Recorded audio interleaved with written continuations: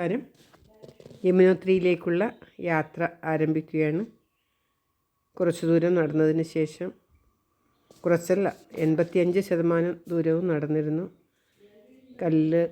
കുത്തനെയുള്ള 7.5 കിലോമീറ്ററാണ് ദൂരം എന്ന് പറഞ്ഞതുകൊണ്ട് നടക്കാൻ സാധിക്കുമെന്ന് കരുതി നടക്കാൻ ആരംഭിച്ചതായിരുന്നു. പക്ഷേ കുത്തോട്ടും മേലോട്ടും താഴോട്ടും കുത്തോട്ടും ഇങ്ങനെ ഉള്ള ഭയങ്കരമായ അതികഠിനമായ പാതയായിരുന്നു. ഉച്ചസമയവും 85% നടന്നപ്പോൾ പിന്നീട് ഈ കുതിരക്കാരും പിട്ടൂക്കാരുമൊക്കെ വന്ന് ചോദിക്കുമ്പോൾ നമ്മളും ക്ഷീണിതരാകുമ്പോൾ കയറാൻ പ്രേരിക്കുകയും അങ്ങനെ കുതിരയിൽ കയറി കുറച്ച് ദൂരം കുതിരപ്പുറത്തും യാത്ര ചെയ്തു. പിന്നീട് വീണ്ടും കുറച്ച് നടക്കാനുണ്ട്. അങ്ങനെയാണ് യമുനാദേവിയുടെ ഉത്ഭവസ്ഥാനം അവിടെ നിന്നും കുറച്ച് ദൂരെയാണ് എന്നാണ് പറഞ്ഞത്. അവിടെ എത്തിയത് മരത്തിനെ കൊണ്ടുള്ള ഒരു അമ്പലമാണ്. ഒരു പാലം കടന്ന് അപ്പുറത്തോട്ട് ചെന്നാൽ മരത്തിലുള്ള സ്ത്രീകൾക്ക് കുളിക്കാനുള്ള ചൂടുവെള്ളത്തിൻ്റെ കുളവും പുരുഷന്മാർക്കും മറ്റെല്ലാവർക്കും ഒരുമിച്ച് കുളിക്കുവാനുള്ള ചെറിയ കുളവും ഉണ്ട്. ഞങ്ങളെല്ലാവരും കുളിക്കാമെന്ന് കരുതി ഡ്രസ്സൊക്കെ എടുത്തിട്ട് പോയതാണ്. പക്ഷേ ഭയങ്കര തണുപ്പായിരുന്നു. നട്ടുച്ച സമയത്തും നല്ല തണുപ്പായിരുന്നു.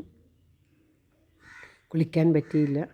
ആ ചൂടുവെള്ളം, ആവി പറക്കുന്ന ചൂടുവെള്ളമായിരുന്നു ആ ഉറവയിൽ നിന്ന് വരുന്നത്. ഒരു ഭാഗത്ത് തണുത്തുറഞ്ഞ യമുനാ നദി, ഭയങ്കര തണുപ്പായിരുന്നു.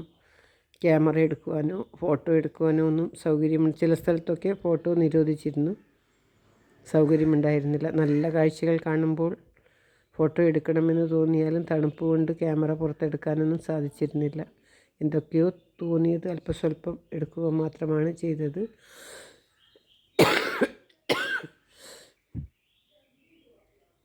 നല്ല കഠിനം തന്നെയായിരുന്നു ആദ്യത്തെ യാത്ര.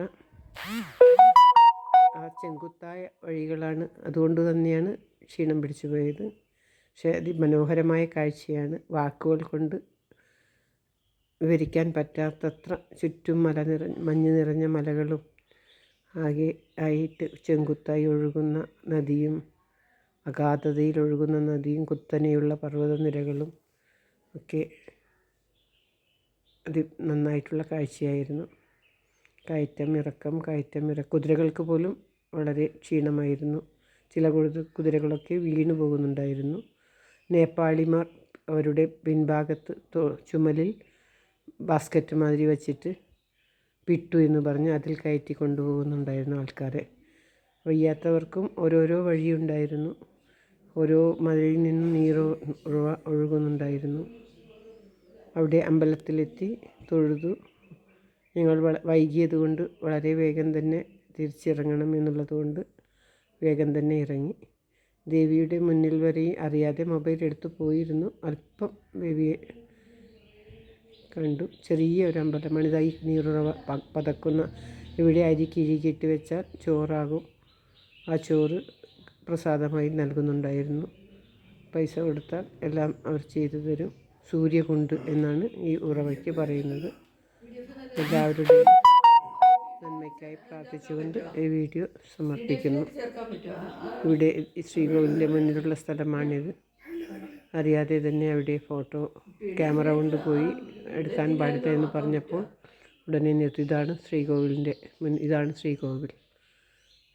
ഇത് പിന്നീടുള്ള ഒരു ചെറിയ ശ്രീകോവിലാണ്. ഇതാണ് മെയിൻ ശ്രീകോവിൽ.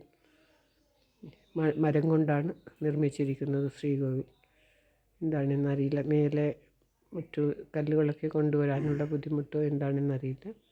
ഈ കാണുന്നതാണ് ശ്രീകോവിൽ. ശ്രീകോവിലിൻ്റെ മുമ്പിൽ തന്നെ മൊബൈൽ പാടില്ല എന്ന് പറഞ്ഞ് ഉടനെ ഓഫ് ചെയ്തു.